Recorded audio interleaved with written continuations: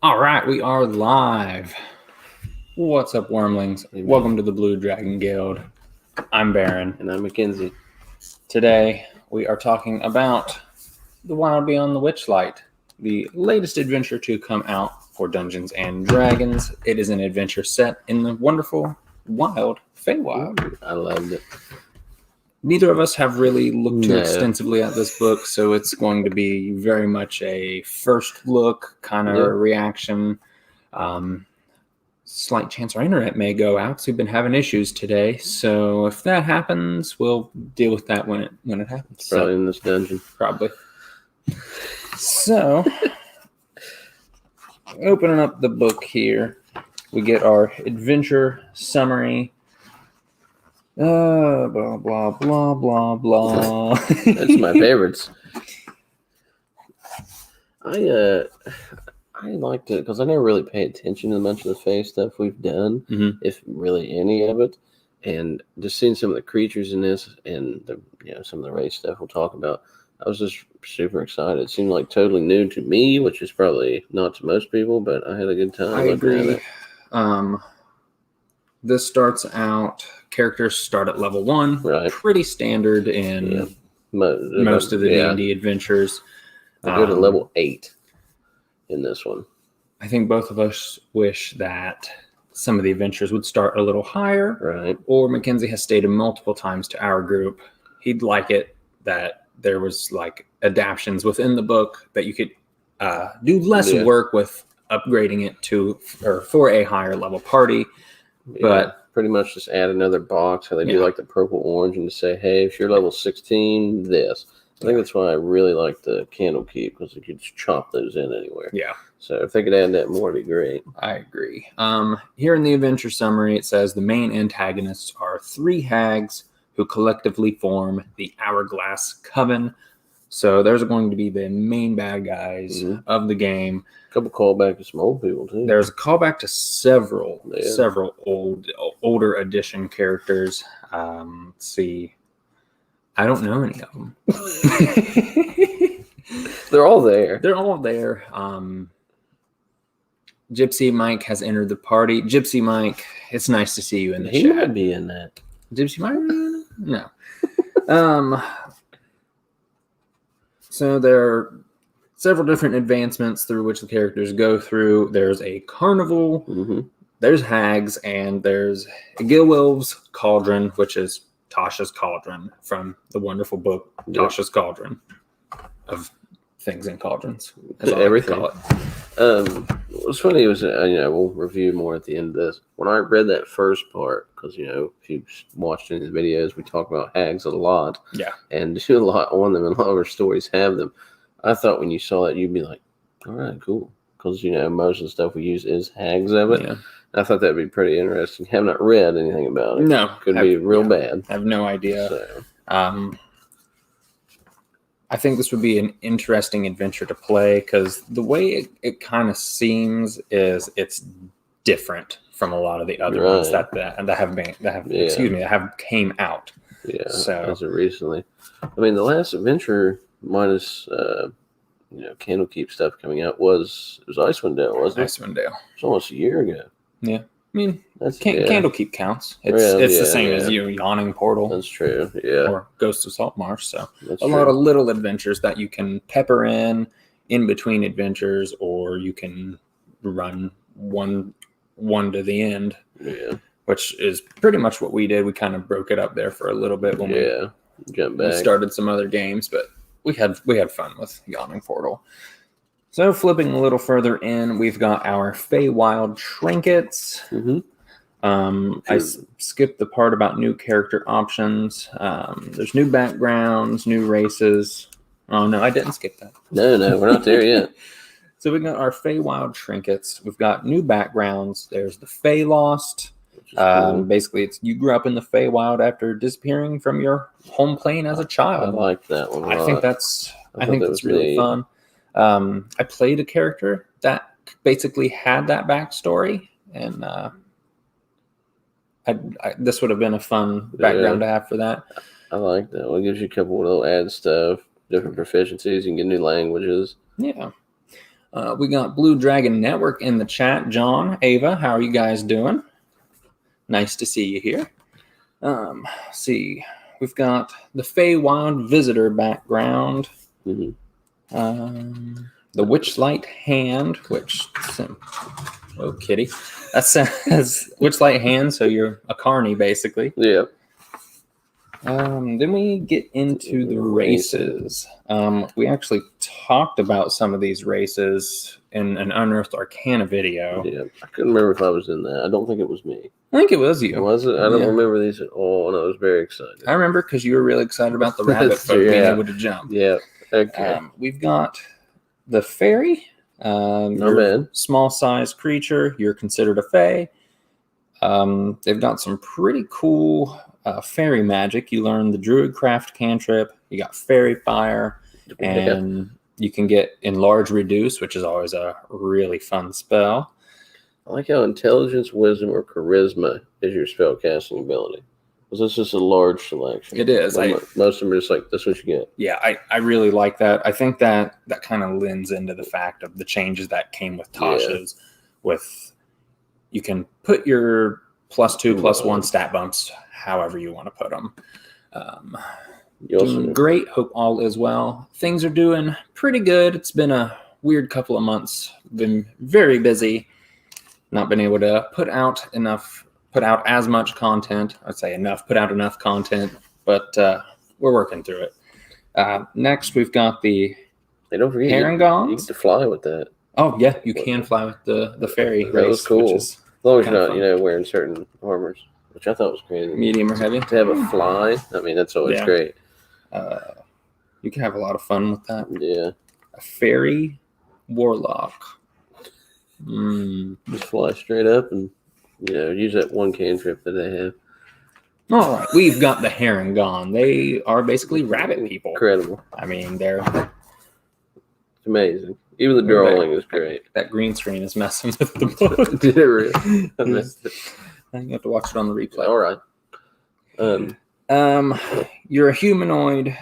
You are medium or small. You pick the size whenever you make the race, which I thought was cool. Yeah. My favorite ability that they get is Hair Trigger. The name is incredible. I remember that because I remember saying that name was incredible then. You add your proficiency bonus to your initiative rolls, which never happens. And that was great. That. So I mean, at level 20, you'll get a +6 on top of what you already have. So I think these guys will be fun. Like a rabbit's foot too is great. They did really good names on that. They did. The rabbit people there. Lucky footwork. When you fail a dex saving throw, you can use your reaction to roll a d4 and add it to the save. You can't use that if you're prone, though, and your speed is 0. So that was good. That makes sense. Or your speed is 0. Rabbit hop. Rabbit hop. Bonus action, you can jump a number of feet equal to 5 times your proficiency bonus without provoking attacks of opportunity. Wow. Yeah. That was, it's not like a disengage, but, it's awesome for anything that doesn't have that just to jump away. Because, wow. It times your proficiency bonus, so you're at least going to get 5 feet right at the beginning. Yeah. Even more. That's a whole square, but then, man. But you can use it a number of times equal to your proficiency bonus. You regain all those at a long rest. Still ridiculous. Yeah, that is. To be able to jump. That's 30 feet at max level. Yeah. Jeez. You can use this trait only if your speed is greater than 0. So, prone or something like that. Wow. Isn't that wild? That is awesome. I really like that. I'm on board with that. I showed Caitlin the rabbit people. She's like, oh, I want to switch to that. No. Then we get into different character traits, and if you got the book, take a look at those. We're not gonna dive too deep into those. They do nothing. And then we jump into beginning the adventure. Right here's where we're gonna pause for a sec and state we're not going to discuss the adventure. We're not going to really look at it because if we play the adventure, we want to go in not knowing things, and we don't want to spoil it for everybody out there. So we're going to skip ahead. Well, that's an odd way, but that makes sense. we're gonna cool guy, monster, cool guy, map, cool guy, scary kid. We're gonna skip ahead to page 208 because that's where the adventure ends. That's a long adventure. How long was that adventure? Pretty long. Whoa, buddy. John, yeah, they are a pretty awesome race. Close to 200 pages. I think at some point I might allow the rabbit folk, the herring gone into my homebrew world, but maybe not just yet. They seem, pretty much to the Fae world. Yeah. But so there might have to be some story I have to write. So we skip ahead. We've got magic items specific to the game. Just at first glance, it looks like we have a few common magic items, which I really like because I don't think that there's enough of those. I also don't think that there's enough uncommon magic items. Made it. I guess this is another one that we're really not gonna dig too deep on. There's one cool magic item I liked. The helm. The dread helm. It's just common. Yeah. What's it do, Mackenzie? You put this on, it makes your eyes glow red and hides the rest of your face with shadows while wearing it. That's it. I like it. It has a picture of it. Looks pretty cool. It's one of those flavor kind of items that's kind of neat. Hide your face. So if you're wearing other stuff, probably hide your race. Probably something at least to help you a little bit. Yeah, I thought that was kind of neat. Let's see. We've got Igwil's Cauldron, which was stated in the beginning that it was a part of the adventure. So that's not really a spoiler. No. So we already said it. It's already in there. The talking doll illustration is the stuff of nightmares. Have you seen that? No, but last, I have to last skip page ahead. of the items. Oh gosh, that is pretty. So it's common, requires attunement.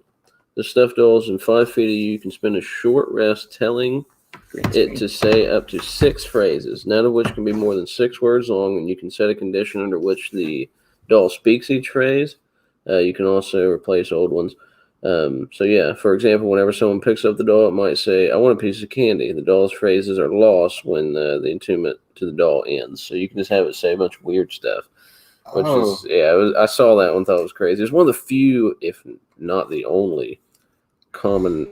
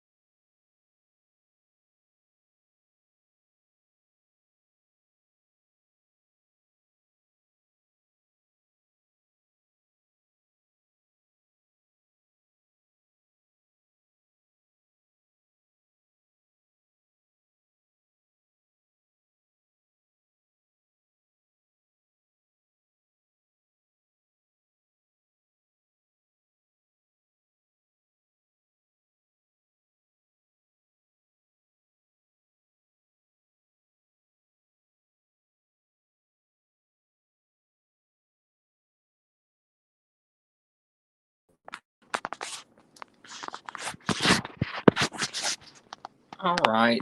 So, unfortunately, the internet keeps going out, and cell phones, not the best for doing this. There are more common items required too, but I just want to get that out there beforehand. There's a lot more cool stuff in this book. It looks like we may just have to check it out and do some actual videos on it. So for everyone who watched what we have done so far, thank you very, very much. Apologies for the technical issues, but hey, that's life. It happens. If you guys want to see more videos, hit that subscribe button. We release new content usually every week. Things have been a little iffy here lately, but we're getting back to it. So thank you all so much for watching, and until next time, keep the dice rolling.